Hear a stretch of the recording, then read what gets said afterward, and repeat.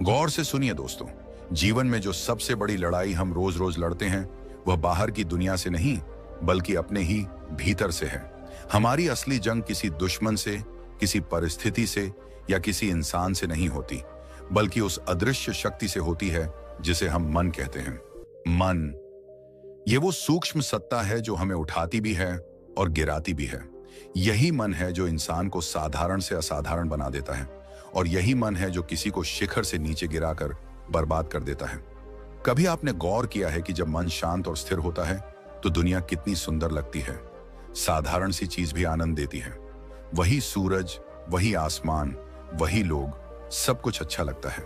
लेकिन जब यही मन बेचैन हो जाता है तो सबसे खूबसूरत नजारे भी बोझिल लगते हैं। रिश्ते, काम, पढ़ाई, सब कुछ भारी और बेमतलब सा प्रतीत होता है। यह मन ही इंसान की असली दिशा तय करता है। अगर मन बिखरा हुआ है तो इंसान चाहे कितनी भी मेहनत करे, उसे सफलता नहीं मिलती। लेकिन अगर मन एकाग्र हो जाए तो कोई भी लक्ष्य असंभव नहीं रह जाता। हम अक्सर सोचते हैं कि हमारी असफलताओं का कारण बाहर की परिस्थितियां हैं, किस्मत खराब है, संसाधन कम है, लोग साथ नहीं देते। लेकिन सच्चाई यह है कि इंसान का सबसे बड़ा शत्रु उसका खुद का अनियंत्रित मन है। जैसे एक घोड़ा अगर बेकाबू हो जाए तो सवार को जमीन पर पटक देता है, वैसे ही अगर मन पर नियंत्रण न हो तो यह हमें भी बार बार गिरा देता है।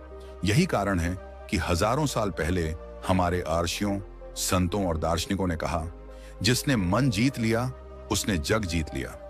मन की विजय ही असली विजय है। बाहरी जीत अस्थायी है, लेकिन मन पर काबू पाना स्थायी सुख और शांति देता है। गौतम बुद्ध ने भी इसी सत्य को गहराई से समझाया। उन्होंने कहा कि दुख का मूल कारण बाहर नहीं बल्कि हमारे मन के भीतर है। यह मन ही है जो इच्छाओं की जाल में हमें फंसा देता है। हम सोचते हैं कि अगर यह चीज मिल जाए तो मैं खुश हो जाऊंगा, अगर यह लक्ष्य पूरा हो जाए तो जीवन सफल हो जाएगा। लेकिन जैसे ही एक इच्छा पूरी होती है, दूसरी जन्म ले लेती है। यह सिलसिला कभी खत्म नहीं होता। मन हमेशा और चाहता है, और ज्यादा, और बड़ा, और अच्छा, और इसी और की प्यास में इंसान बेचैन बना रहता है। बुद्ध ने सिखाया कि जब तक इंसान अपनी इच्छाओं और आसक्तियों को नियंत्रित नहीं करता, तब तक वह दुख के चक्र से मुक्त नहीं हो सकता। उन्होंने बताया कि मन को साधना ही मुक्ति का मार्ग है। बाहर भागने से शांति नहीं मिलेगी, भीतर देखने से मिलेगी। लेकिन दोस्तों, सवाल यह है कि मन इतना अशांत क्यों रहता है? यह कभी शांत क्यों नहीं होता?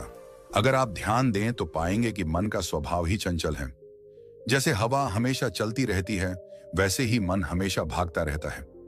अतीत की यादों में, भविष्य की कल्पनाओं में। यह कभी वर्तमान में टिकता ही नहीं। इसी वजह से हम न तो बीते हुए कल से मुक्त हो पाते हैं और न आने वाले कल की चिंता से। मनोविज्ञान भी यही कहता है कि इंसान का मन हर रोज हजारों विचार उत्पन्न करता है। इनमें से ज्यादातर विचार बेकार होते हैं। चिंता, तुलना, भय, असुरक्षा, यही विचार हमारी ऊर्जा को खा जाते हैं। यही कारण है कि इंसान थक जाता है, जबकि शरीर ने उतना काम भी नहीं किया होता। असली थकान शरीर से नहीं, मन से आती है।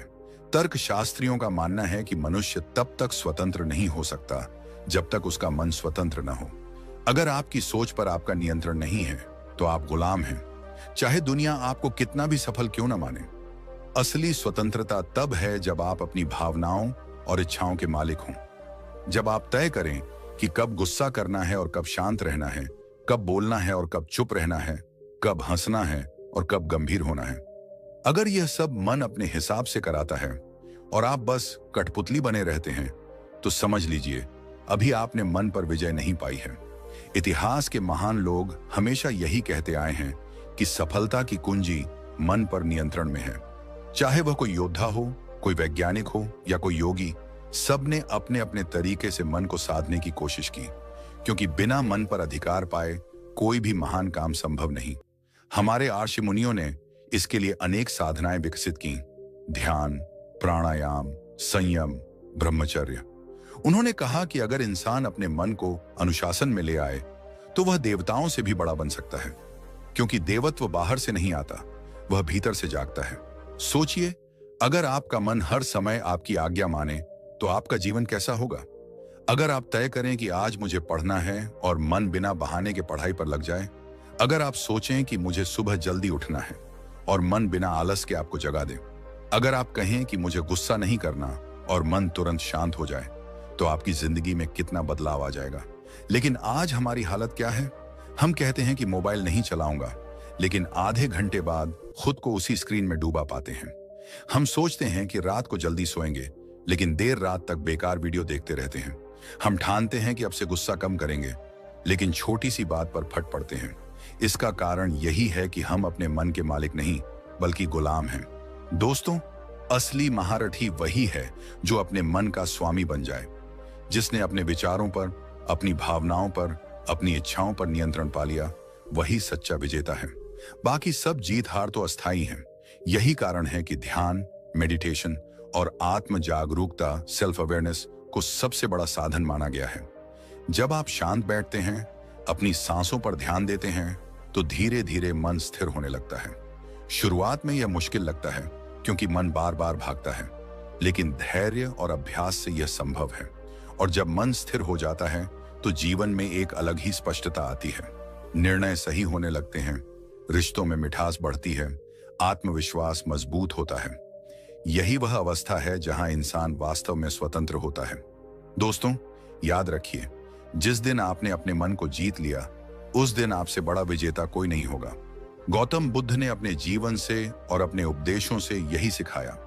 उन्होंने दिखाया कि जब मन शांत होता है, तब जीवन के सबसे कठिन हालात भी आसान लगते हैं।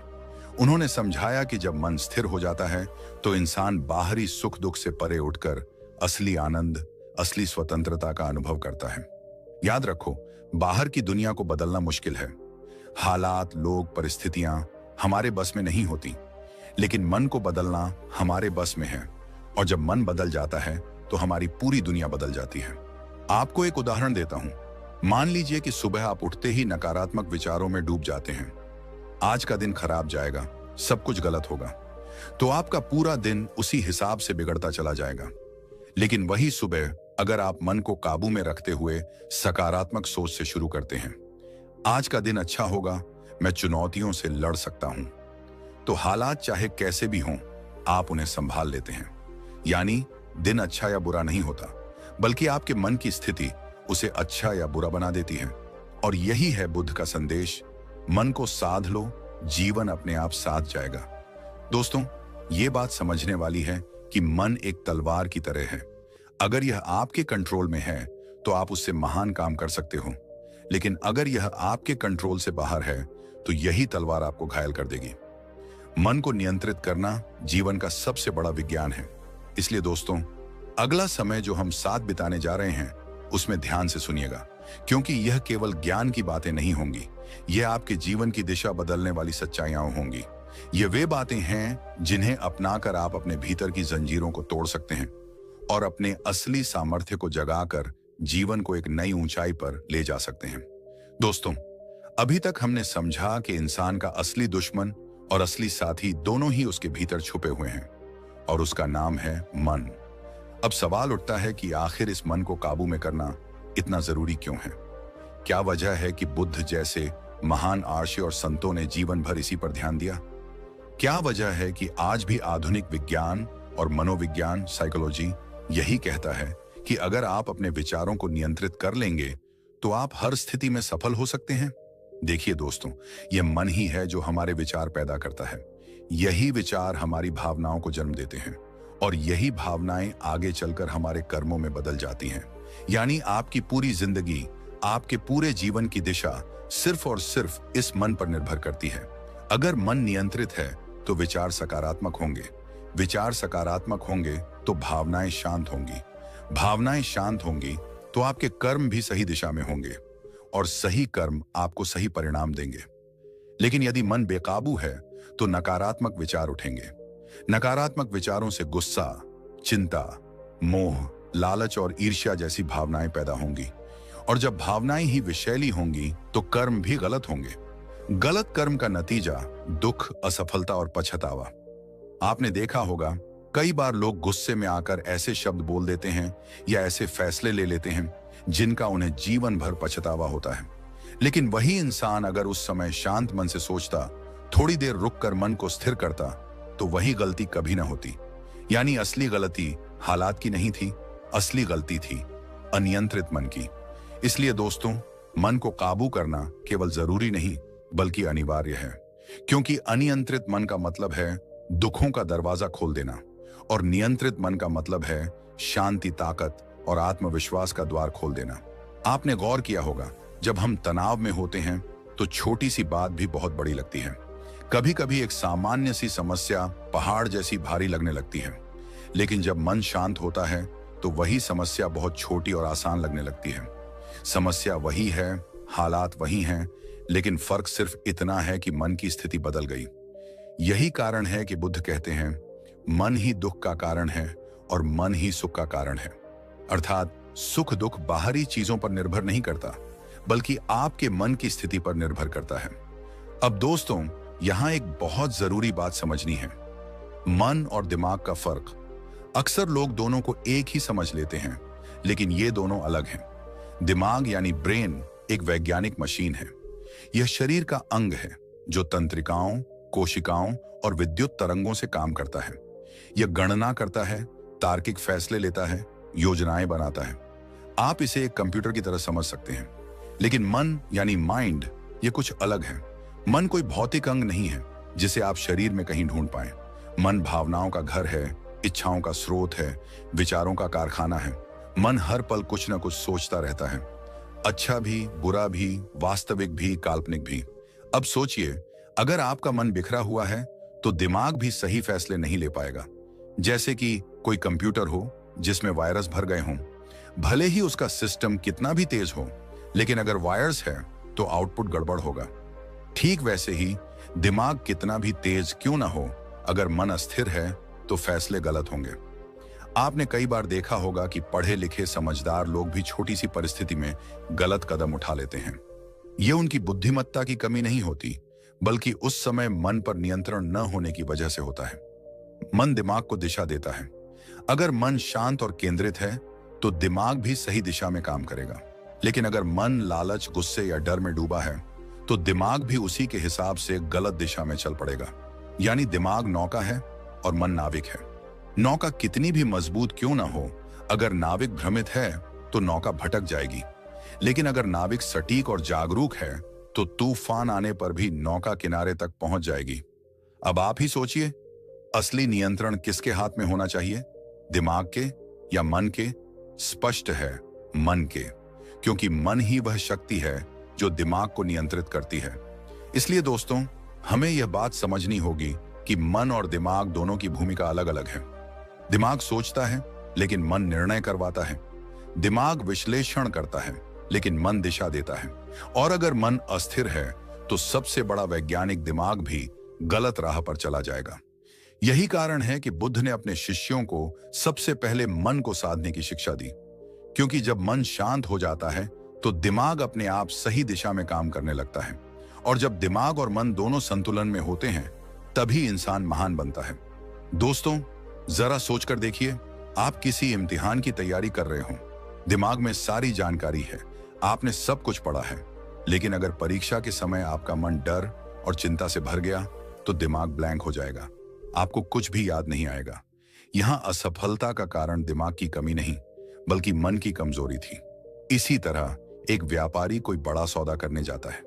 दिमाग में सारी गणनाएं हैं, लेकिन मन लालच से भर गया। उस लालच में वह ऐसा सौदा कर बैठता है जो आगे चलकर नुकसानदायक होता है। यहां भी असली गलती दिमाग की नहीं, मन की थी। यानी मन और दिमाग का रिश्ता बहुत गहरा है। अगर मन बिखरा तो दिमाग भी बिखरेगा, अगर मन स्थिर तो दिमाग भी सही निर्णय देगा। और यही कारण है कि हमें सबसे पहले अपने मन को काबू करना सीखना होगा, क्योंकि मन अगर काबू में है तो दिमाग अपने आप काबू में आ जाएगा। और जब दोनों तालमेल में होंगे तो जिंदगी की हर लड़ाई आसान हो जाएगी। दोस्तों, अब तक हमने समझ लिया है कि मन को काबू में करना क्यों आवश्यक है और मन व दिमाग के बीच का फर्क क्या है। अब सबसे महत्वपूर्ण प्रश्न ये है कि आखिर हम इस चंचल मन को वश में कैसे करें। इस सवाल का उत्तर गौतम बुद्ध ने अपने जीवन और शिक्षाओं के माध्यम से दिया। उन्होंने 5 ऐसी अद्भुत विधियां बताई जो हर इंसान को अपने जीवन में अपनानी चाहिए। अगर आप इन्हें धीरे धीरे साध लेते हैं तो न सिर्फ आपका मन शांत होगा, बल्कि पूरी जिंदगी एक नई दिशा में बहने लगेगी। पहली विधि है ब्रह्म मुहूर्त का अभ्यास। बुद्ध कहा करते थे कि सुबह का समय सबसे पवित्र होता है। जैसे ही रात की अंधकार समाप्त होकर सूरज की पहली किरण धरती को छूती है, वैसे ही जीवन में नई ऊर्जा का संचार होता है। जब पूरी दुनिया गहरी नींद में सो रही होती है, तब वातावरण में शांति, सन्नाटा और एक अलग तरह की दिव्यता फैली होती है। यही वह समय है जब मन सबसे अधिक शांत और नियंत्रित होता है। अगर आप इस समय उठकर अपने मन को सकारात्मक विचारों और ध्यान से भर दें, तो पूरा दिन उसी दिशा में बहता है। सोचिए, अगर सुबह उठते ही आपका पहला विचार शिकायत का हो, तो पूरा दिन शिकायतों और दुख में बीतेगा। लेकिन अगर सुबह उठते ही आपका पहला विचार कृतज्ञता का हो, तो पूरा दिन आभार और प्रसन्नता से भर जाएगा। बुद्ध ने कहा था, सुबह की पहली सोच ही दिन का भविष्य तय करती है। इसलिए ब्रह्म मुहूर्त का अभ्यास केवल जल्दी उठना नहीं है, बल्कि यह अपने दिन की शुरुआत को एक नई ऊर्जा, एक नई सकारात्मकता देना है। आपने गौर किया होगा कि सफल लोग, महान संत और यहां तक कि बड़े बड़े योद्धा भी सुबह जल्दी उठने के अभ्यास को अपनी आदत का हिस्सा बनाते हैं, क्योंकि सुबह का यह समय मन को अनुशासित करता है। अगर आप सुबह के पहले पहर में ध्यान और सकारात्मक पुष्टि, पॉजिटिव एफर्मेशंस करते हैं, तो दिन भर की ऊर्जा कई गुना बढ़ जाती है। अब आती है दूसरी विधि, ध्यान। ध्यान यानी मेडिटेशन मन को नियंत्रित करने का सबसे प्रभावी और सबसे शक्तिशाली उपाय है। गौतम बुद्ध स्वयं ध्यान के माध्यम से ही आत्मज्ञान तक पहुंचे थे। उन्होंने आनापानसति ध्यान का मार्ग बताया, जिसमें व्यक्ति केवल अपनी श्वास पर ध्यान केंद्रित करता है। श्वास भीतर जा रही है, श्वास बाहर आ रही है, बस इसे देखते रहो, इसे अनुभव करो। आपको यह साधारण लगता होगा, लेकिन यही साधना मन को बंधन मुक्त कर देती है। जब आप ध्यान करते हैं तो मन धीरे धीरे शांत होने लगता है, जैसे उफनती हुई नदी धीरे धीरे शांत झील में बदल जाती है। ध्यान का अभ्यास केवल आध्यात्मिक साधना नहीं है, बल्कि यह मनोवैज्ञानिक और वैज्ञानिक दृष्टि से भी प्रमाणित है कि रोजाना 10 मिनट का ध्यान आपके तनाव और चिंता को 70% तक कम कर सकता है। सोचिए, अगर एक व्यक्ति रोजाना 10 मिनट का ध्यान करता है, तो उसके भीतर धैर्य, संतुलन और स्थिरता बढ़ेगी।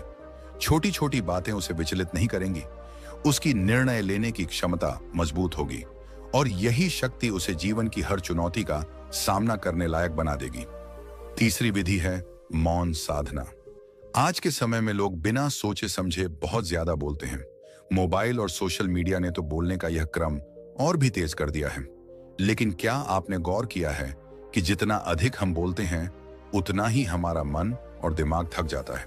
बुद्ध सिखाते थे कि मौन में रहने से मन पर नियंत्रण आता है। जब हम बोलते नहीं हैं, तो हमारी ऊर्जा बाहर नहीं जाती, वह भीतर ही सहेज ली जाती है। मौन केवल बोलने से बचना नहीं है, बल्कि यह भीतर की आवाज को सुनना है। जब आप मौन रहते हैं, तो आपको अपने मन की गहराई से बातें सुनाई देने लगती हैं। वास्तविक जीवन में देखिए, कितने ही झगड़े सिर्फ इसलिए बढ़ जाते हैं क्योंकि दोनों पक्ष बिना सोचे समझे बोलते जाते हैं। अगर कोई एक पक्ष मौन रह जाए, तो झगड़ा वहीं शांत हो सकता है। मौन आपको संयम सिखाता है। यह सिखाता है कि कब बोलना है और कब चुप रहना है, और यह विवेक ही आपके मन को स्थिर बनाता है। अब आती है चौथी विधि, सही संगति। बुद्ध कहते थे, जैसा संग मिलेगा वैसा मन बनेगा। यह बात बिल्कुल सत्य है। आप जिन लोगों के साथ अधिक समय बिताते हैं, आपका मन वैसा ही रंग पकड़ने लगता है। अगर आप नकारात्मक और शिकायत करने वाले लोगों के बीच रहेंगे, तो आपका मन भी वैसा ही बन जाएगा। लेकिन अगर आप सकारात्मक, प्रेरणादायक और शांत लोगों के बीच रहेंगे, तो आपका मन भी उसी ऊर्जा से भर जाएगा। जीवन में सही मित्र, सही संगति का महत्व इतना गहरा है कि यह आपको उठाकर ऊंचाइयों पर ले जा सकता है या आपको गिराकर अंधकार में धकेल सकता है। बुद्ध कहते थे कि मित्र वही है जो आपके मन को शांति दे, न कि अशांति। इसलिए आपको यह ध्यान रखना होगा कि आप किसके साथ समय बिता रहे हैं, किसकी बातें सुन रहे हैं और किस वातावरण में रह रहे हैं। अंतिम और पांचवी विधि है जागरूकता। जागरूकता यानी माइंडफुलनेस, हर पल पूरी तरह से उपस्थित रहना। आमतौर पर हम खाना खाते हैं तो मन कहीं और होता है, हम चलते हैं तो मन किसी और ख्याल में खोया होता है, हम काम करते हैं तो मन भविष्य की चिंता या अतीत की यादों में डूबा होता है।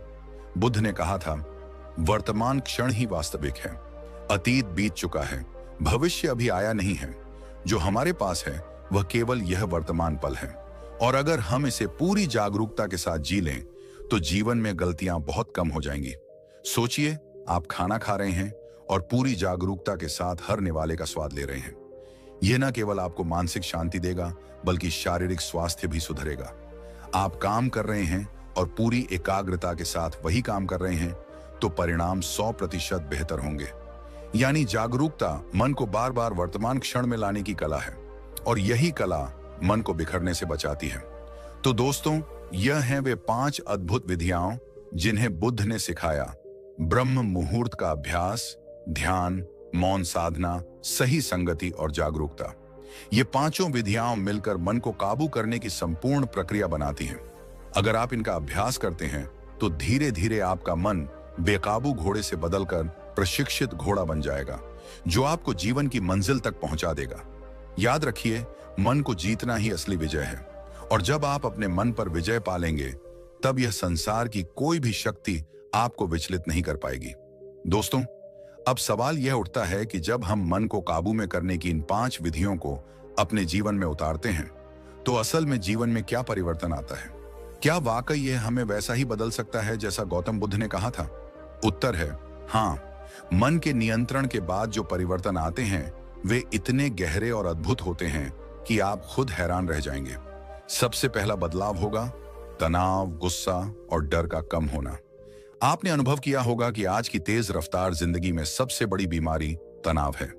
छोटी छोटी बातों पर गुस्सा आ जाता है, भविष्य की चिंता सताती रहती है, और भीतर एक अनजाना डर बैठा रहता है। लेकिन जब मन नियंत्रित होता है तो यह सब धीरे धीरे मिटने लगता है। सोचिए, अगर कोई आपके साथ बुरा व्यवहार करता है और आपका मन बेकाबू है, तो आप तुरंत गुस्से में प्रतिक्रिया देंगे। लेकिन अगर आपका मन प्रशिक्षित है तो आप ठहरेंगे, सोचेंगे और फिर शांत मन से जवाब देंगे। यही एक क्षण आपके जीवन की दिशा बदल सकता है। तनाव और गुस्से में लिया गया एक फैसला जिंदगी भर पछतावा दे सकता है, लेकिन शांत मन से लिया गया फैसला जीवन भर सुख और सफलता देता है। यही कारण है कि बुद्ध हमेशा कहते थे, मन को शांत करो, फिर निर्णय लो। जब मन शांत होगा तो डर भी अपने आप कम हो जाएगा, क्योंकि डर हमेशा अनियंत्रित कल्पनाओं से पैदा होता है। जब मन नियंत्रित होगा तो वह कल्पनाएं थम जाएंगी और वास्तविकता साफ साफ दिखाई देने लगेगी। दूसरा बड़ा बदलाव होगा निर्णय लेने की क्षमता का बढ़ना। जीवन हर दिन हमें चुनाव करने के मौके देता है। कौन सा काम करना है, किससे संबंध रखना है, किस मौके को पकड़ना है और किसे छोड़ना है, यह सब हमारे निर्णय ही तय करते हैं। लेकिन जब मन अस्थिर हो तो निर्णय गलत निकलते हैं। एक किसान का उदाहरण सोचिए। उसके पास बीज है, लेकिन वह तय नहीं कर पा रहा कि कौन से मौसम में कौन सी जमीन में बोए। अगर वह जल्दबाजी में या भ्रम में बीज बो देगा तो फसल खराब हो जाएगी। लेकिन अगर उसका मन शांत है, वह समय और परिस्थिति को समझकर फैसला करेगा, तो फसल भरपूर होगी। हमारी जिंदगी भी ऐसी ही है। जब मन नियंत्रित होता है तो निर्णय लेने की क्षमता दोगुनी हो जाती है। आप सही समय पर सही फैसला लेना सीख जाते हैं, और यही फैसले आपको वहां पहुंचा देते हैं जहां आप पहुंचना चाहते हैं। तीसरा परिवर्तन आता है आत्मविश्वास और खुशी का बढ़ना। अनियंत्रित मन हमेशा तुलना करता है, हमेशा दूसरों को देखकर खुद को कमतर समझता है। लेकिन नियंत्रित मन जानता है कि हर इंसान अनोखा है। जब आप अपने मन पर काबू पा लेते हैं तो धीरे धीरे आत्मविश्वास भीतर से उभरने लगता है। आपको यह यकीन हो जाता है कि चाहे हालात कैसे भी हों, आप उन्हें संभाल सकते हैं। यही आत्मविश्वास आपको हर कदम पर सहारा देता है, और जब आत्मविश्वास बढ़ता है तो खुशी अपने आप आ जाती है। यह खुशी बाहर की वस्तुओं पर निर्भर नहीं होती, बल्कि यह भीतर से निकलती है। सोचिए, अगर आप किसी चीज के लिए लगातार परेशान रहते हैं, नौकरी, पैसे या रिश्ते, तो खुशी कहां से आएगी? लेकिन जब मन स्थिर होता है तो आप इन्हीं परिस्थितियों में भी संतुलन और संतोष पा लेते हैं। यही असली खुशी है, जो बाहर की नहीं, भीतर की अवस्था है। और दोस्तों, चौथा और सबसे सुंदर बदलाव होता है जिंदगी का आसान, संतुलित और सफल हो जाना। आज लोग शिकायत करते हैं कि जिंदगी बहुत मुश्किल है, तनाव भरी है, असंतुलित है। लेकिन असल में मुश्किल जिंदगी नहीं है, मुश्किल है हमारा अनियंत्रित मन। वही मन जो हमें हर पल परेशान करता है।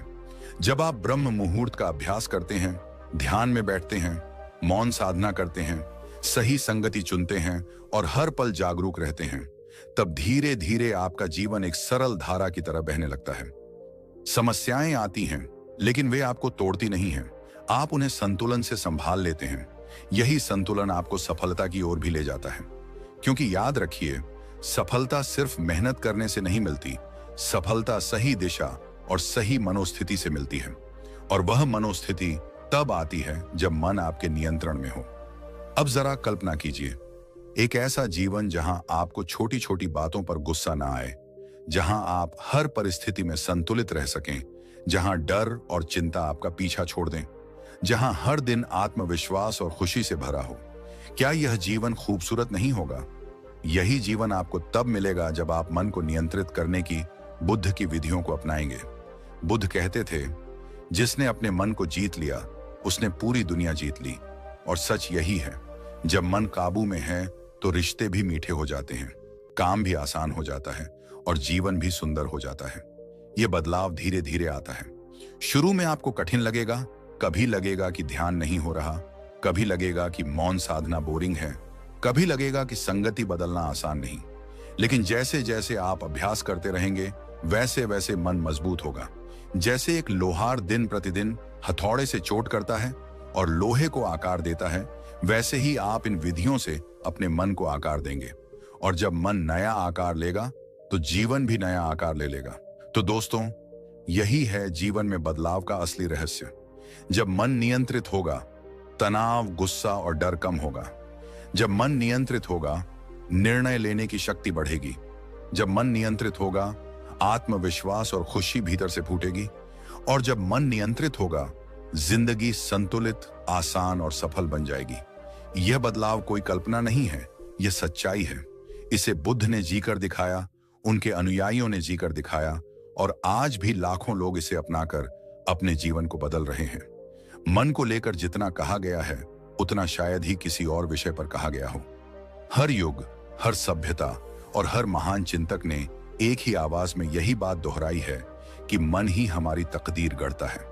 अगर मन नियंत्रित है तो यह सबसे बड़ा दोस्त है, और अगर यह अनियंत्रित है तो यही सबसे बड़ा शत्रु बन जाता है। गौतम बुद्ध ने तो साफ कहा था, मन ही सब कुछ है, जैसा सोचोगे वैसा ही बनोगे। लेकिन यह विचार केवल बुद्ध तक सीमित नहीं रहा। आधुनिक मनोविज्ञान, भारतीय दर्शन, ऋषि मुनियों की साधना और दुनिया के महान लोगों के अनुभव सब इसी सच्चाई की पुष्टि करते हैं। अगर हम मनोविज्ञान की ओर नजर डालें तो हमें समझ में आता है कि इंसान के दुखों की जड़ उसका बाहरी संसार नहीं, बल्कि उसकी भीतरी दुनिया है। सिगमंड फ्रायड ने मन को 3 हिस्सों में बांटा, ईड, ईगो और सुप्रेगो। ईड हमारी इच्छाओं का वह हिस्सा है जो बस तृष्णा चाहता है, सुख चाहता है, बिना किसी रोक टोक के। सुप्रेगो वह है जो संस्कारों और नैतिकता का प्रतिनिधित्व करता है, यानी हमें बार बार बताता है कि क्या सही है और क्या गलत, और इनके बीच में संतुलन बनाने की कोशिश करता है ईगो। जब यह संतुलन बिगड़ जाता है, जब इच्छाएं हावी हो जाती हैं और नैतिकता कमजोर पड़ जाती है, तब इंसान का मन उथल पुथल से भर जाता है, और वही बेचैनी, गुस्सा और दुख का कारण बनता है। आधुनिक मनोवैज्ञानिक कहते हैं कि मन को नियंत्रित करने के लिए आत्म जागरूकता बहुत जरूरी है। जब इंसान अपने विचारों को पहचानना सीखता है, उन्हें बिना जज किए देखना सीखता है, तो वह अपने मन को धीरे धीरे काबू में करना शुरू कर देता है। यही वजह है कि आज की मनोचिकित्सा में माइंडफुलनेस मेडिटेशन का प्रयोग बड़े पैमाने पर किया जाता है, जो दरअसल गौतम बुद्ध की ही दी हुई विधि है। यानी हजारों साल पहले जो बात बुद्ध ने सिखाई, वही आज का विज्ञान भी मान रहा है कि मन की शांति और नियंत्रण का रास्ता ध्यान और जागरूकता से होकर जाता है। अब जरा भारतीय दर्शन की ओर चलते हैं। तर्क शास्त्रियों और दार्शनिकों ने कहा है कि मनुष्य का मन ही ज्ञान का द्वार है। न्याय दर्शन में कहा गया है कि बिना मन के कोई भी अनुभव पूरा नहीं होता। आंख दृश्य देखती है, कान ध्वनि सुनते हैं, लेकिन अगर मन वहां उपस्थित नहीं है तो वह अनुभव अधूरा रह जाता है। यानी मन ही है जो हमारे सारे अनुभवों को जोड़ता है और उन्हें अर्थ देता है। सांख्य दर्शन ने मन को प्रकृति का एक हिस्सा माना है, जो बुद्धि और अहंकार से जुड़ा हुआ है। दर्शन का कहना है कि अगर मन स्थिर है तो इंसान सही तर्क कर पाएगा, सही निर्णय ले पाएगा और जीवन में आगे बढ़ पाएगा। लेकिन अगर मन बिखरा हुआ है तो वह भ्रम और भ्रांतियों में उलझ जाएगा। इसलिए तर्कशास्त्रियों ने विवेक और वैराग्य को सर्वोच्च साधन बताया। विवेक यानी यह समझ कि क्या स्थायी है और क्या अस्थायी, क्या करना है और क्या नहीं करना, और वैराग्य यानी अनावश्यक इच्छाओं से दूरी। यही दोनों गुण मन को स्थिर और नियंत्रित करते हैं। इसी को और स्पष्ट करने के लिए हम भगवत गीता की ओर देखते हैं। जब अर्जुन युद्ध भूमि में खड़ा था, उसका मन भ्रमित था, डरा हुआ था, मोह और करुणा से भर गया था। उसने अपने हथियार रख दिए और कृष्ण से कहा, मैं युद्ध नहीं करूंगा। उस समय भगवान कृष्ण ने उसे समझाया, मनुष्य खुद ही अपना मित्र है और खुद ही अपना शत्रु। जिसने अपने मन को जीत लिया, उसका मन ही उसका सबसे बड़ा साथी है। लेकिन जिसने मन पर विजय नहीं पाई, उसके लिए वही मन सबसे बड़ा दुश्मन है। इस एक वाक्य में गीता का पूरा संदेश समा जाता है। अब अगर हम गौतम बुद्ध की ओर लौटें, तो वे और भी सरल और व्यावहारिक भाषा में यही बात कहते हैं। बुद्ध का कहना था कि दुख का मूल कारण है तृष्णा और अज्ञान। तृष्णा कहां से आती है? मन की इच्छाओं से। और अज्ञान कहां से आता है? मन की उलझनों से। इसलिए जब तक मन को नियंत्रित नहीं किया जाएगा, तब तक दुख से मुक्ति संभव नहीं। बुद्ध ने 4 आर्य सत्य बताए और अष्टांगिक मार्ग सुझाया। इनमें ध्यान, सम्यक संकल्प और सम्यक स्मृति, ये सब सीधा मन को नियंत्रित करने की विधियां हैं। बुद्ध अपने शिष्यों से कहते थे, जिसने अपने मन पर विजय पा ली, उसने बुद्धत्व को पा लिया। यानी मन पर नियंत्रण ही बोधि का द्वार है। यही कारण है कि आज भी बुद्ध का ध्यान पद्धति आनापानसति यानी श्वास पर ध्यान केंद्रित करना दुनिया भर में लाखों लोग करते हैं। विज्ञान भी मानता है कि केवल 10 मिनट का नियमित ध्यान तनाव और चिंता को 70% तक कम कर देता है। अब आइए ऋषि मुनियों की साधना की ओर। पतंजलि ने योग सूत्र में कहा, योग चित्त वृत्ति निरोध, यानी योग का मतलब है चित्त की वृत्तियों को रोकना। मन की जो लहरें हैं, विचारों की जो तरंगें हैं, जब वे शांत हो जाती हैं, तभी इंसान अपने असली स्वरूप को पहचानता है। ऋषियों का मानना था कि अगर मन वश में है तो वही सबसे अच्छा मित्र है, लेकिन अगर मन अनियंत्रित है तो वही सबसे बड़ा शत्रु है। इसलिए उन्होंने यम नियम, आसन, प्राणायाम और ध्यान जैसी विधियों का विकास किया, ताकि मन धीरे धीरे शांत हो और साधक आत्मज्ञान की ओर बढ़े। भगवत गीता में ही कृष्ण ने अर्जुन से कहा था, योगी वह है जो अपने मन को जीत ले। और उपनिषदों में भी यही संदेश बार बार मिलता है।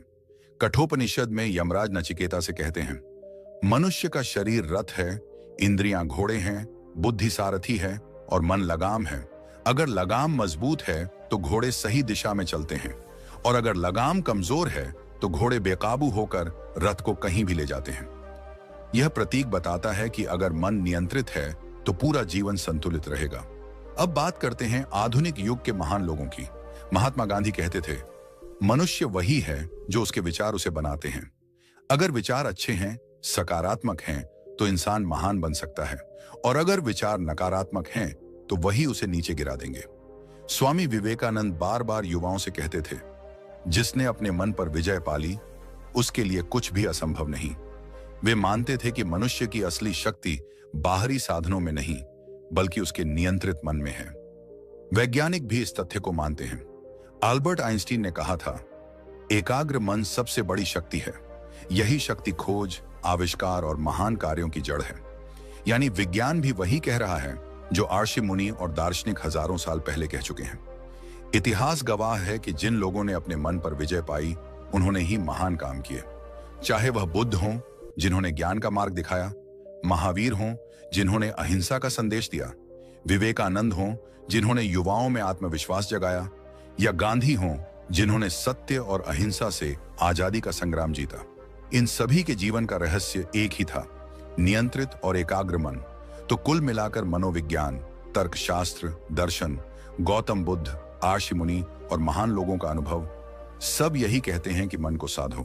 अगर मन साध लिया तो जीवन सफल, संतुलित और आनंदमय हो जाएगा। लेकिन अगर मन बिखरा रहा तो चाहे बाहरी दुनिया कितनी भी संपत्ति क्यों न दे, इंसान भीतर से खाली और दुखी ही रहेगा। इसलिए आज जरूरत है कि हम अपने मन की शक्ति को पहचानें, उसे भटकने न दें और ध्यान, मौन, संगति और जागरूकता जैसी विधियों से धीरे धीरे उसे नियंत्रित करें। क्योंकि जब मन शांत होता है तब आत्मा चमकने लगती है, और जब आत्मा चमकने लगती है तो पूरा जीवन प्रकाशमय हो जाता है। आज के लिए बस इतना ही। मिलते हैं अगले वीडियो में। तब तक के लिए धन्यवाद।